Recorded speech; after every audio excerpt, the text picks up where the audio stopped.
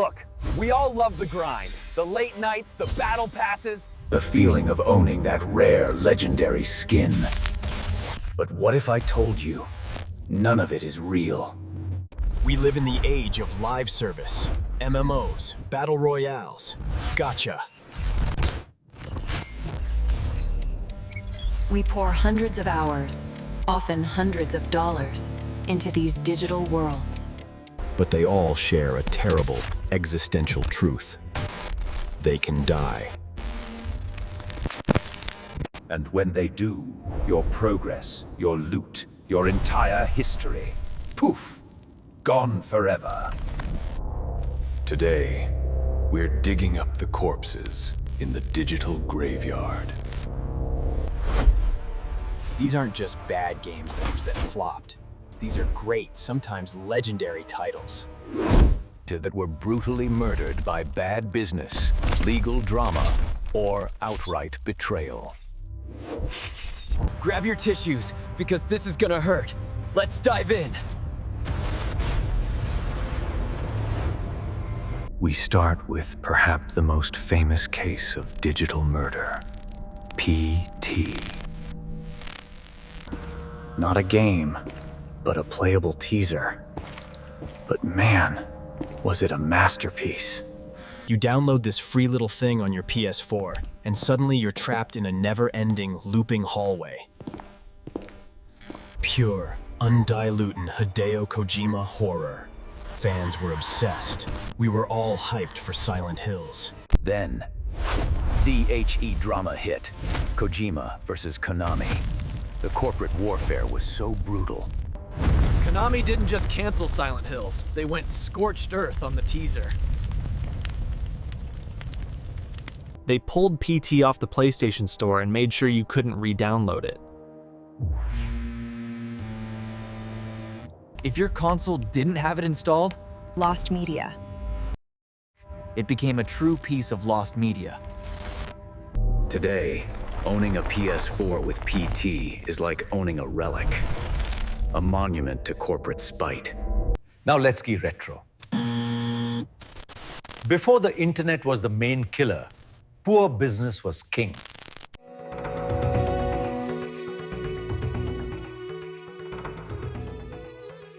Meet Panzer Dragoon Saga on the Sega Saturn, an incredible JRPG, deep story, epic dragon fights. The critics loved it. DHE tragedy? Sega was losing the console war to PlayStation. They barely marketed it. Only 25,000 copies were ever released in the West. And here is the kicker. The source code is gone. This game cannot be easily re-released, ported, or remastered. It's a literal 1,000 $1 collectible.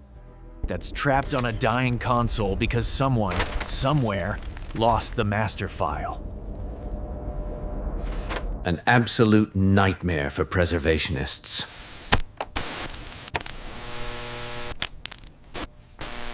Jason. The asymmetrical horror boom was massive, and Friday the 13th was at the top. Playing as Jason Voorhees stalking teens, pure fun. But this game was built on a foundation of sand, a movie license. And what kills licensed games faster than anything? Lawyers! The copyright owners of the Friday the 13th franchise got into a ridiculous legal slugfest. It got so bad that the studio couldn't create any new content.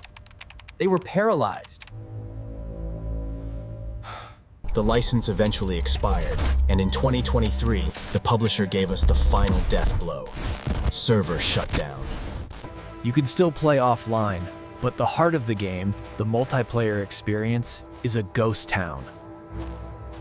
R.I.P. Jason.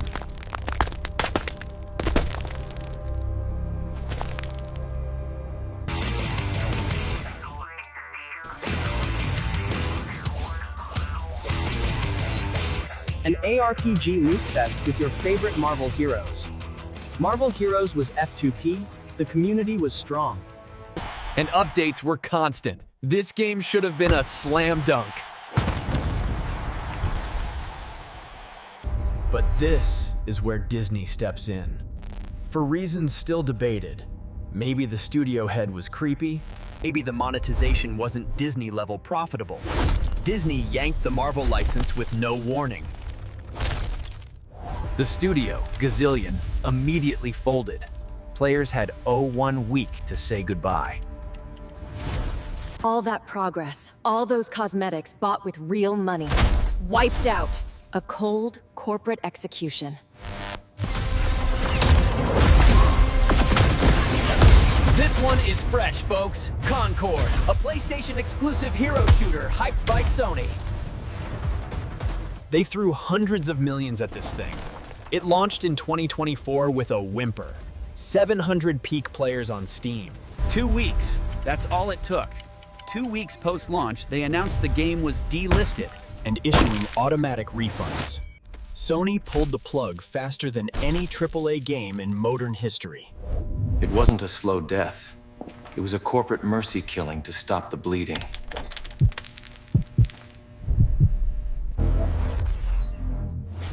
The biggest embarrassment of 2024.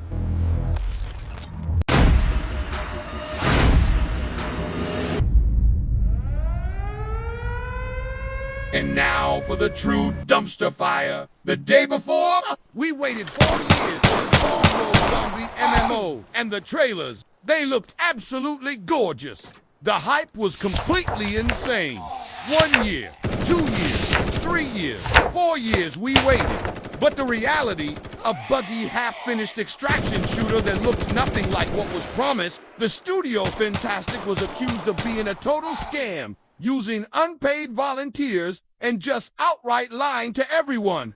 It was a mess. Then, just 4 days after launch, the studio announced they were shutting down and told Steam to issue full refunds to everybody. This game didn't just die self-destructed in a blaze of shame. It was easily the fastest and most deserved death on this entire list. What a spectacular failure. We gotta give a shout out to the king of the I deleted myself genre. Flappy Bird, a simple, infuriatingly addictive mobile game from Vietnam, 50 million downloads. $50,000 a day in ad revenue. And then the developer, Dong Nguyen, had an existential crisis. He felt the game was too addictive and was giving him too much stress and media attention. He literally pulled the game off the app stores himself. It wasn't banned. It wasn't sued. People were paying thousands for phones with the game pre-installed, a monument to a developer who valued his sanity over a literal fortune.